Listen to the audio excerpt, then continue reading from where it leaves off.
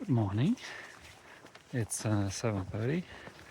I've been hiking since 6:15, but the next couple of miles are just the end of this valley in the Laganita wilderness where I'm currently at.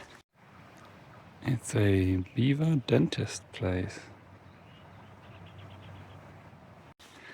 and I enjoy the hour just around sunrise a lot because that's usually the best for seeing animals, and so I try to be real quiet. And this morning was extremely successful. I saw moose, deer, and elk, and of course a ton of birds and ducks and beavers and chipmunks and just about everything that's out here. Plan for today is really easy: hike, eat, sleep.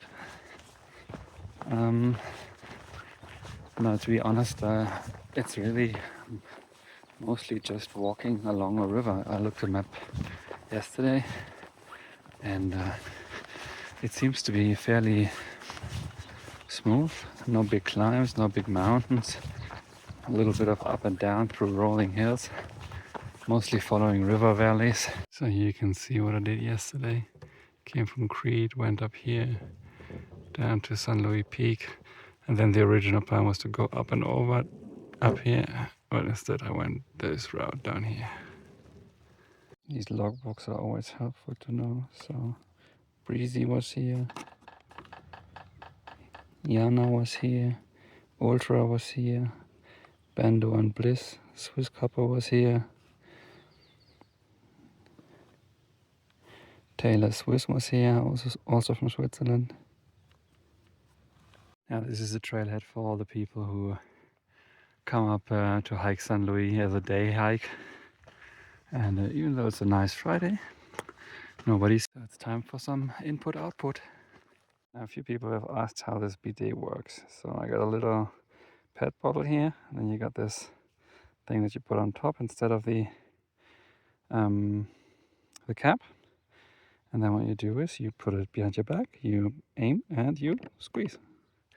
And then if you're good at power washing and you're good at aiming, you're about 98% clean. One of the things that surprised me initially was that there's an estimate that only about 20 to 40% of people who start a through hike actually finish it. And when I was talking to other hikers, especially hikers who had done the AT and BCT, they were really surprised that almost no one that we knew out of our group stopped the trail in New Mexico, because they said that both on the BCT and AT, within the first 30 days you have huge amounts of dropouts of people leaving trail, getting off trail, and that almost didn't happen at all here on the CDT. Over the last couple of days I've heard that a handful of people have now stopped around day 50, and there were different reasons. Some had knee and hip issues that they couldn't resolve. Others had relationship troubles, broke up. Again, some others were just sick of it. And I think the reason why this is probably the reason why it's less likely that people drop out right away after starting the trail on the CDT, I personally think, is that a lot of people out here, almost everybody that I've met, is pretty experienced.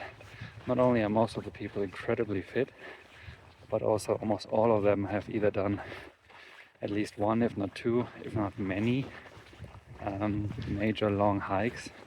So they know what they're getting into. It's not surprising for them to experience what it feels being out in the wild, camping for days at end, being on your own, being alone out here. And I think that's probably a little different on the PCT and AT.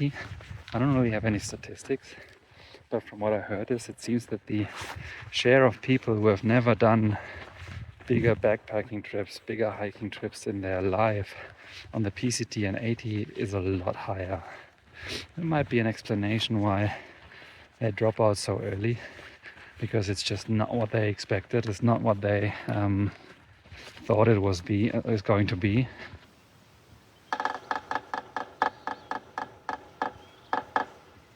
And the realization that it might not be the romantic image that Hollywood or Instagram might make you believe probably hits very quickly, and it hits very hard. Don't get me wrong, it is absolutely gorgeous out here, and there is a certain romanticism in being out here, but it's not all roses and sunshine for sure. There are also a lot of negative facets to through hiking, and a lot of things you give up, a lot of comforts you don't have. Well, it's about 2 o'clock now, and for the last couple of hours the landscape really has changed. You can see it behind me. Not in the high mountains anymore. It's more like very gentle rolling hills. Interestingly enough, they almost have no vegetation, or sometimes they have almost no vegetation except a couple of bushes. So you can probably see it back there. You can I don't know how far that's away, but it looks like 60 to 80 miles. You can see until the mountains stop your sight. It's a pretty clear day, and there's nothing in between. It's all kind of lowland, flattish. It's not flat, but it's very gentle. Colorado appears to not only be mountains, there's also other terrain. Well, today is not my best day.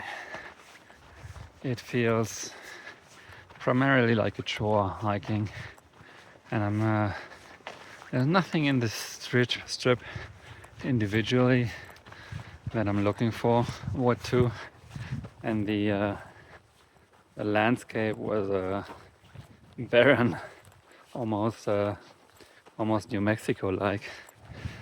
This morning was really nice, but since I started hitting those roads, it's been so la-la. I've also realized that I'm primarily trying to get to Monarch Pass, and so yeah, once again I'm pushing myself, so it's less of a chore in the future. Probably not the best strategy.